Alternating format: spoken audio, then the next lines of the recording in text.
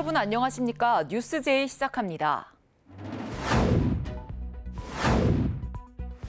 광주광역시가 3년 전 조정 대상으로 묶이면서 올해 아파트 입주 예정 물량이 크게 줄었습니다. 중랑구가 중랑구 주민제설봉사단 발대식을 개최했습니다. 대구시가 농업인 경영비 부담 완화를 위해 농기계 임대료 50% 감면 정책을 연장합니다. 목포시가 전국시 단위 최초로 공영버스 시대를 열었습니다. 제주특별자치도가 2025년 제1차 청년정책조정위원회 회의를 개최했습니다. 올해 광주의 아파트 입주 예정 물량이 크게 줄어듭니다. 3년 전 조정 대상으로 묶이면서 당시 착공이 줄어든 탓입니다. 다만 내년엔 민간공원 특례사업 아파트 등 입주 물량이 크게 늘어날 전망입니다. 올해 입주가 예정된 광주의 신규 아파트 물량은 5,800여 세대입니다. 9천여 세대였던 지난해보다 약 36% 적고 최근 10년 평균인 만여 세대와 비교하면 절반이 조금 넘는 수준입니다. 가장 큰 단지는 오는 4월 900여 세대가 입주를 앞두고 있는 상무 센트럴자이입니다. 자치구별로는 선운 2지구 신혼희망타운 공급이 예정된 광산구가 2천여 세대로 가장 많았고 남구와 서구, 북구 순이었습니다. 아파트 분양부터 준공까지는 보통 3년여가 걸리는데 3년 전 광주가 조정 대상 지역으로 지정돼 청약과 분양권 전매 등의 제약이 있었던 영향입니다.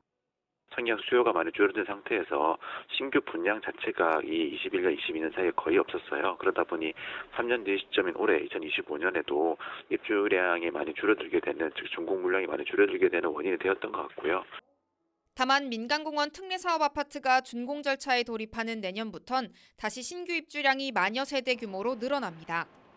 전문가들은 미분양 아파트 등 이미 시장에 쌓여있는 공급량이 많아 올해 입주 물량 감소가 아파트 매매 가격엔 큰 영향을 미치지 않을 것으로 내다봤습니다. 이어서 수도권 소식입니다. 마포구에서 2025년 시무식 및 부구청장 취임식이 개최됐습니다.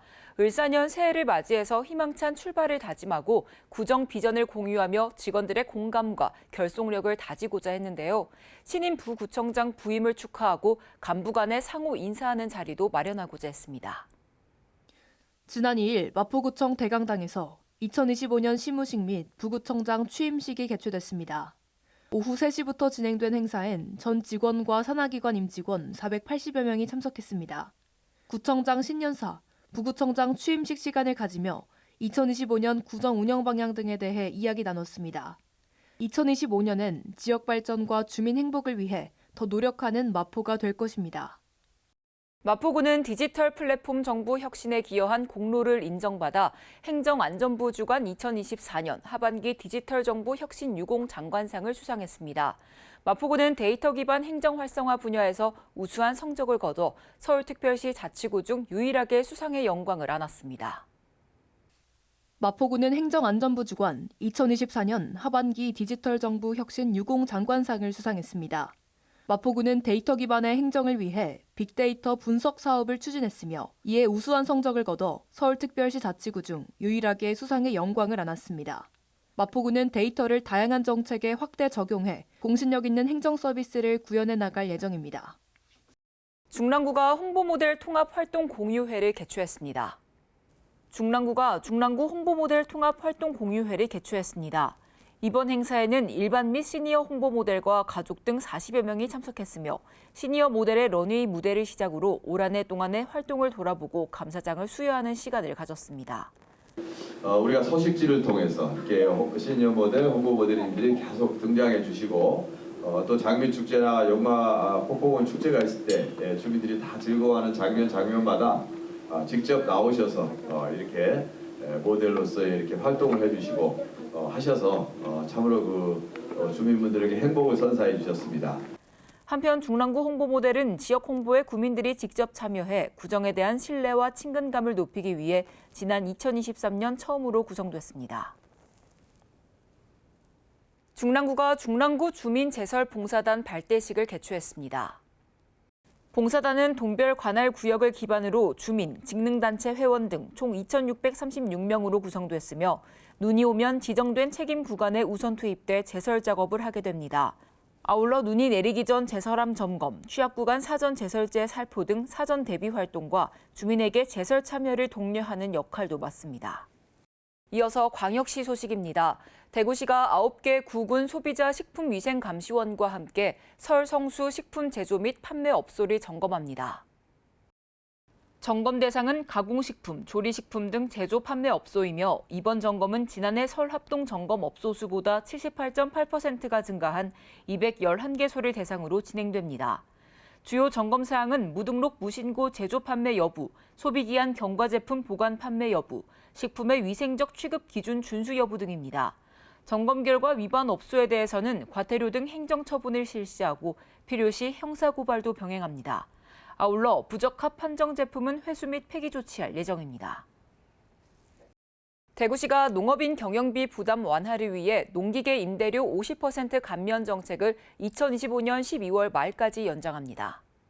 이번 감면 혜택은 대구에 주민등록을 두고 영농에 종사하는 농업인을 대상으로 하며 농업기술센터가 보유한 임대 농기계 38종, 142대에 적용됩니다. 임대료 감면 기간은 2025년 1월 1일부터 12월 31일까지입니다. 농업기술센터는 향후에도 농업인을 지원하기 위한 다양한 정책을 지속적으로 추진할 계획입니다. 한국 현대 조각계의 거장인 최중태 작가가 대전시에 작품을 기증했습니다. 이장우 대전시장과 최중태 작가는 8일 대전시청에서 작품 기증 협약을 체결했습니다. 이로써 대전시는 지역 미술 발전을 위한 소중한 자산을 확보했습니다. 이장우 대전시장은 이번 기증이 문화예술 도시로서 대전의 위상을 높이고 시민들의 문화적 자긍심을 한층 고취하는 계기가 될 것이라고 말했습니다. 계속해서 강원도 소식입니다. 횡성군청에서 유니세프 아동친화도시 상위 단계 인증 현판식이 열렸습니다. 군은 이날 아동친화도시 추진위원, 아동권리옹호관, 아동청소년 참여위원 등이 참석한 가운데 현판식을 갖고 아동친화도시 상위 단계 인증을 기념했습니다.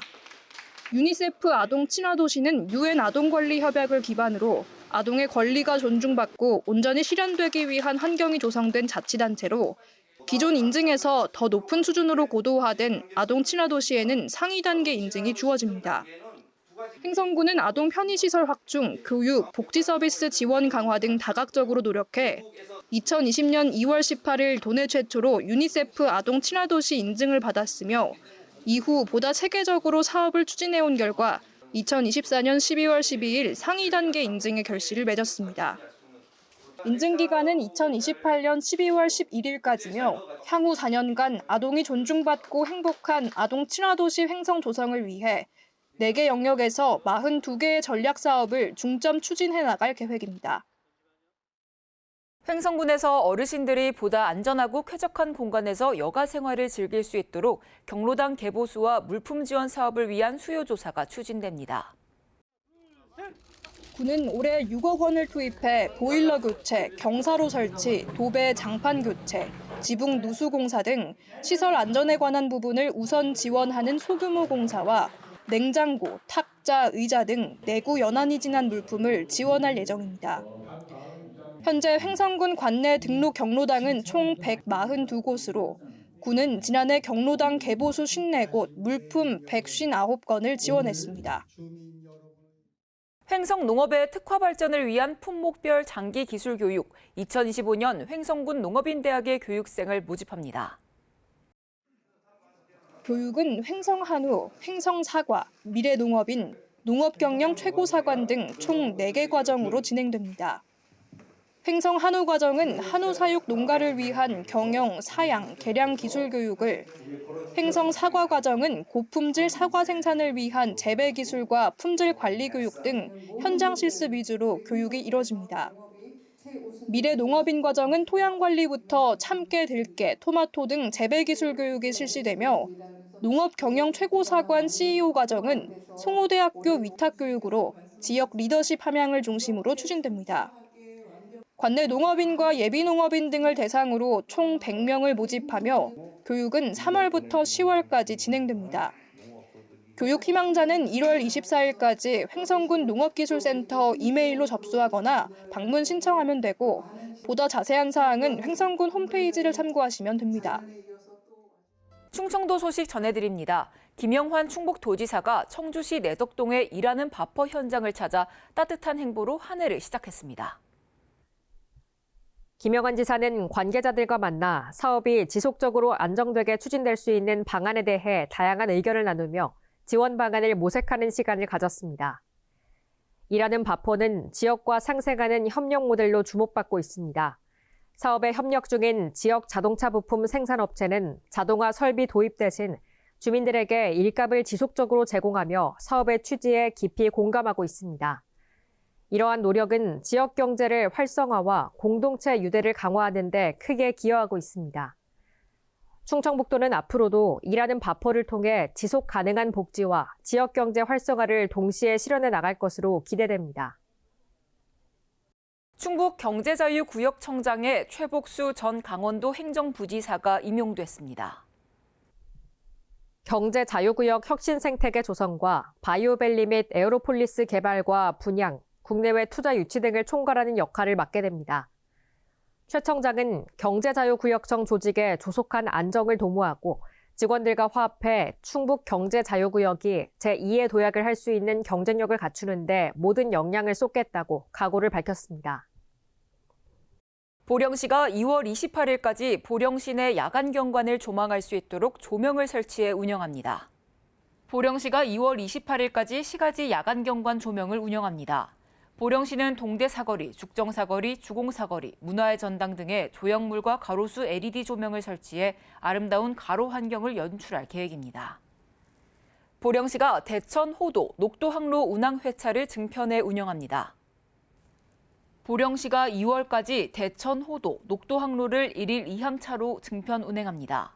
그간 동절기에는 1일 1항차 운항으로 섬 주민들이 불편을 겪고 있어 증편하게 됐으며 대천 외연도 항로 여객선 노후화로 택배 화물 운송 등의 불편 사항을 고려해 동절기 화물선을 주 2회 운영할 예정입니다. 경상도 소식입니다. 경북도 에이펙 준비지원단이 경주에서 열리는 에이펙 2025 코리아 고위관리회의 준비상황 보고회를 진행했습니다. 에이펙 2025 코리아 고위관리회의 준비상황 보고회는 에이펙 내에서 정상회의 주요 의제에 관한 실질적인 협의와 결정을 이끄는 핵심 협의체로 정상회의 예행연습의 성격도 지닙니다. 이번 고위관리회의에서는 총 100여 차례의 회의가 열리며 이를 위해 에이펙 회원국 개표단 등 2천여 명이 경주를 방문할 것으로 예상됩니다. 에이펙 준비지원단은 회의에 참석하는 모든 대표단에 불편함이 없도록 수송, 숙박 지원은 물론이고 경북과 경주에서 감동을 체험하도록 다양한 이벤트를 준비하고 있습니다. 이철우 경북도지사는 에이펙 경주 유치를 성사시킨 도민의 마음에 보답하는 길이라며 준비를 철저히 하겠다고 말했습니다. 경상북도 여성단체협의회가 새해를 맞아 안동에서 2025 경북 여성신년교례회를 개최했습니다. 이날 행사에는 이철우 경북도지사, 박성만 경북도의회 의장, 경북여성 지도자 등 300여 명이 참석했습니다. 이번 신년교례회는 경북 지역 여성들의 단합과 소통을 위해 마련됐으며 새해의 희망과 포부를 공유하고 지역 발전을 위한 협력과 연대를 다짐하는 시간으로 진행됐습니다. 이어 참석자들은 새해 인사를 나누며 지역사회 발전을 위한 각오를 다졌습니다. 이날 이철우 경북도지사는 2025년에는 여성의 연대와 가능성이 경북의 혁신과 변화를 이끄는 큰 힘이 될 것이라며 화합과 단결을 당부했습니다. 광주 전남 소식입니다. 목포시가 두 차례의 시내버스 운행 중단 사태와 노선권 인수 논란의 어려움을 딛고 전국 시단위 최초로 공영버스 시대를 열었습니다. 경쟁 체제가 도입돼 이전보다 안정적이고 쾌적한 서비스가 기대되지만 당면한 과제도 적지 않습니다. 1966년부터 사실상 독점 체제로 운행된 목포 시내버스가 반세기를 넘어 공영버스로 새로운 출발을 알렸습니다. 지난 2022년 노조 파업 등으로 두 차례 운행 중단 사태가 빚어진 이후 만 2년 만에 새로운 대중교통 시스템이 구축된 것입니다. 215억 원에 달하는 노선권 인수와 대대적인 노선 개편을 거쳐 목포시가 지난 2023년 7월부터 직접 운영에 나섰습니다. 기존 20개 노선을 넓은 길 중심의 경로를 설정하고 직선화해 15개 노선으로 줄였고 그 결과 운행거리는 22%, 연료는 15%가 줄어드는 효과로 나타났습니다. 공영버스 도입의 특징은 직영과 위탁 운영을 함께하는 것입니다. 서비스 부분에서 일조를 해서 그동안 목포 시민들이 시내버스에 대한 잘못된 어떤 인식들을 제대로 된 서비스를 가지고 한번 보여드리고 싶은 그런 의욕을 갖고 도전하게 됐습니다. 수익성이 없는 한계 노선은 목포시가 직접 운영해 운행 중단이 없는 안정적인 시스템을 갖췄습니다. 세계 위탁회사는 5년간 한정 면허를 발급받아 경쟁체제로 운영되며 향후 평가를 받게 됩니다. 공영버스 조기 안정화를 위해서는 투명한 회계 관리와 경영 합리화, 공영착오지 확보 등이 목포시의 당면 과제입니다. 3개 위탁 회사를 잘 선도하고 지도 관리를 해서 선의 경쟁을 해서 모든 효율화 또 경비가 최소화될 수 있도록 시민의 발로서 충분한 서비스의 질을 높여서 잘 갈 수 있도록. 아버지를 살해한 혐의로 무기징역을 선고받은 김신혜 씨가 24년 만에 누명을 벗었습니다. 재심에 나선 재판부는 당시 경찰의 수사가 위법했다며 무죄를 선고했습니다. 사법 역사상 유죄 확정 판결을 받고 복역 중인 무기수가 재심을 통해 무죄가 선고된 건 이번이 처음입니다. 무기수 김신혜 씨가 교도소 밖으로 나와 시민들이 건넨 꽃다발을 받았습니다. 24년 10개월 동안 복역한 끝에 재심을 통해 석방되는 순간입니다. 억울한 누명을 벗게 된 김 씨는 다시는 이런 비극이 반복되지 않길 바란다고 말했습니다. 잘못된 부분이 있었을 때 바로 잡으면 좋았을 텐데 그것이 꼭 이렇게 25년 수십 년이 걸려야 되는 일인가에 대해서 그 안에 있으면서 생각을 많이 해봤습니다. 김 씨는 지난 2000년 3월 수면제를 이용해 아버지를 살해한 혐의로 무기징역을 확정받고 수감 생활을 해왔습니다. 재심 재판부는 검찰과 경찰이 위법한 수사로 김 씨에게 옥고를 치르게 했다고 인정했습니다. 영장 없는 압수수색으로 위법하게 증거를 수집했다는 겁니다. 재판부는 김 씨가 술에 타 먹인 수면제 때문에 아버지가 숨졌다는 혐의도 증명되지 않았다고 판단했습니다. 또 보험 설계사 자격이 있던 김 씨가 보험금을 노리고 범행했다는 검사의 주장도 받아들이지 않았습니다. 아버지 앞으로 보험을 가입했지만 고지 의무 위반으로 보험금을 받을 수 없다는 사실을 알고 있었을 거라고 봤습니다. 24년 동안 일관되게 무죄를 주장해온 당사자의 진실의 힘이 무죄의 가장 강력한 증거였습니다. 시민단체는 불법 수사를 한 검찰과 경찰에 사과를 요구했습니다.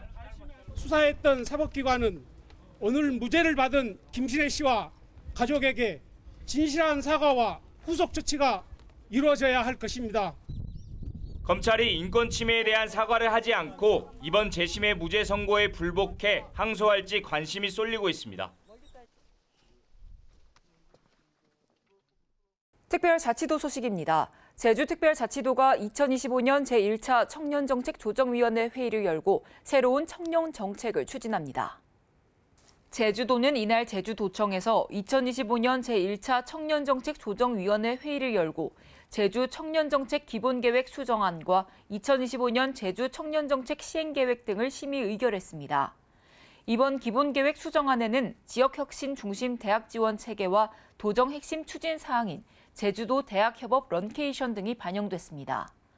올해 청년정책 시행계획은 수정된 기본계획에 따라 5대 분야 99개 사업에 1,509억 원이 투입될 계획입니다. 오영훈 제주도지사는 청년들을 위한 정책 지원을 지속적으로 확대하겠다고 말했습니다.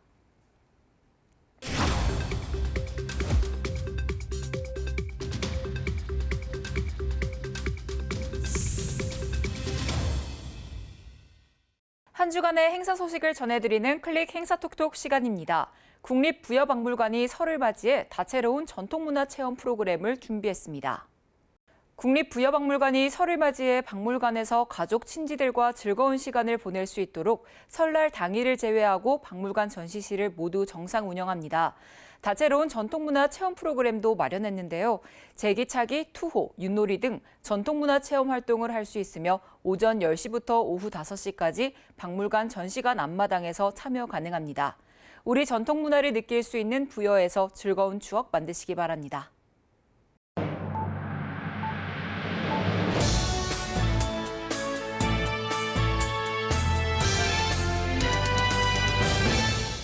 다음으로는 2025년 새롭게 달라지는 정책을 소개하는 정책 톡톡 시간입니다. 올해부터 광고 협찬 표시가 의무화됩니다. 올해부터 블로거와 인플루언서가 광고주로부터 금전적 대가나 현물 등을 받고 홍보 후기글을 작성할 경우 이를 알리는 표시 문구를 제목 또는 본문 최상단에 올려야 합니다. 제목에 표시 문구를 넣을 경우 생략되지 않도록 제목 길이를 조정하고 본문 첫 부분에 넣을 경우 글자 크기나 색깔을 본문과 다르게 작성해야 합니다. 공정거래위원회는 추천, 보증 등에 관한 표시 광고 심사 지침을 시행한다고 밝혔으며 소정의 수수료를 지급받을 수 있음 같은 조건부 표현은 적절한 광고 표시로 인정되지 않는다는 점도 명시했습니다. 지침을 따르지 않을 경우 표시광고법으로 처벌받을 수 있습니다만 시행일 이전에 작성된 글은 소급 적용되지 않는다는 점 참고하시기 바랍니다. 몸속의 비타민 D 수치가 낮아지면 만성 비염 위험이 높아진다는 연구 결과가 나왔습니다. 비타민 D는 산화 스트레스를 줄여 비염을 완화시키는 데 도움이 되며 반대로 부족할 경우 자율신경계 기능을 떨어뜨려 만성 비염 증상을 악화시킬 수 있습니다. 만성 비염으로 고생하거나 연령이 높을수록 비타민 D 수치를 확인하고 일상에서 햇빛 노출 시간을 늘리거나 비타민 D가 풍부한 식단을 통해 결핍을 예방하시기 바랍니다. 뉴스 마칩니다. 시청해주신 여러분 고맙습니다.